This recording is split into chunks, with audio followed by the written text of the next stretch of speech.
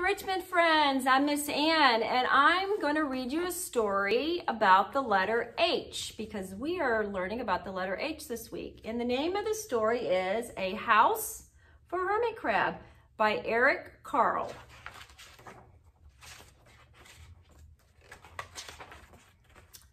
Time to move, said Hermit Crab one day in January. I've grown too big for this little shell. He felt safe and snug in his shell, but now it was too snug. Hermit Crab stepped out of the shell and onto the floor of the ocean, but it was frightening out in the open sea without a shell to hide in.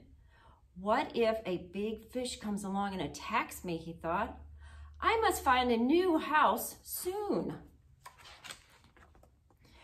Early in February, Hermit Crab found just the house he was looking for. It was a big shell and strong.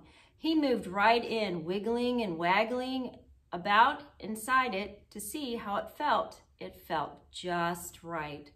But it looked so plain, thought Hermit Crab. In March, Hermit Crab met some sea anemones.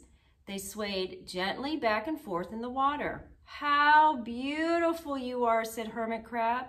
Would one of you be willing to come and live in my house? It's so plain, it needs you. I'll come, whispered a small sea anemone. Gently, Hermit Crab picked it up with his claw and he put it on his shell. In April, Hermit Crab passed a flock of starfish, moving slowly along the sea floor. How handsome you are, said Hermit Crab. Would one of you be willing to decorate my house? I would, signaled a little sea star.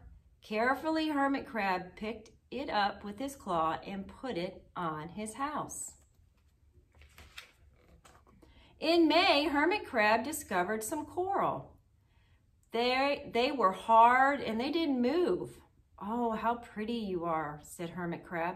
Would one of you be willing to help make my house more beautiful? I would, creaked a crusty coral. Gingerly, Hermit Crab picked it up with his claw and placed it on his shell. In June, Hermit Crab came to a group of snails crawling over a rock on the ocean floor. They grazed as they went, picking up algae and bits of debris and leaving a neat path behind them. Oh, how tidy and hard-working you are, said Hermit Crab. Would one of you be willing to come and help me clean my house? I would, offered one of the snails, and happily Hermit Crab picked it up with his claw and placed it on his shell. In July, Hermit Crab came upon some sea urchins. They had sharp, prickly needles. How fierce, said Hermit Crab. Would one of you be willing to protect my house? I would, answered a spiky sea urchin. Gratefully, Hermit Crab picked it up with his claw and placed it near his shell. In August, Hermit Crab and his friends went wandering into a forest of seaweed. Oh, it was so dark here, said Hermit Crab. How dim it is, murmured the sea anemone. How gloomy it is, whispered the starfish. How murky it is, complained the coral. I can't see, said the snail. It's like nighttime, cried the sea urchin. In September, Hermit Crab spotted a school of lanternfish darting through the dark water. How bright you are, said Hermit Crab. Would one of you be willing to light up our house? I would, replied one lanternfish, and it swam over near the shell.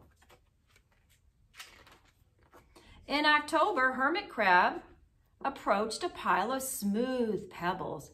How sturdy you are, said Hermit Crab. Would you mind if I rearranged you? Not at all, said the pebbles. Hermit Crab picked them up one by one with his claw and built a wall around his shell.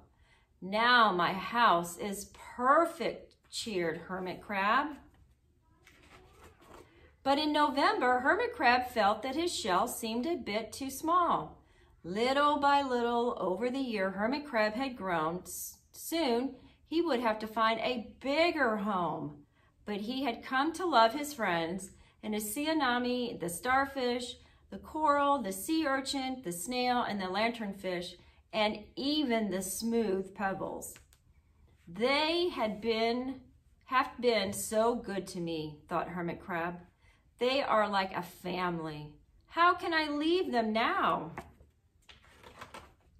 In December, a smaller hermit crab passed by.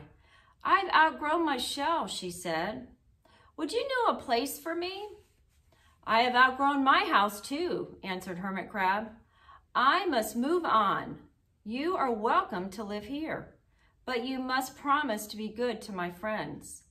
I promise, said the little crab. The following January, Hermit Crab stepped out and the little crab moved in.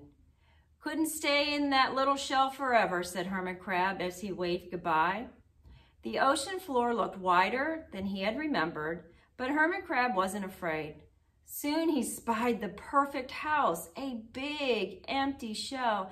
It looked, well, a little plain, but sponges, he thought, barnacles and clownfish and sand dollars and electric eels. Oh, there are so many possibilities. I can't wait to get started. And that is the end of our story. So the little crab, he outgrew his house. So he's always searching for a bigger house. So I hope you enjoyed the book as much as I did, and I will see you next time. Bye, friends.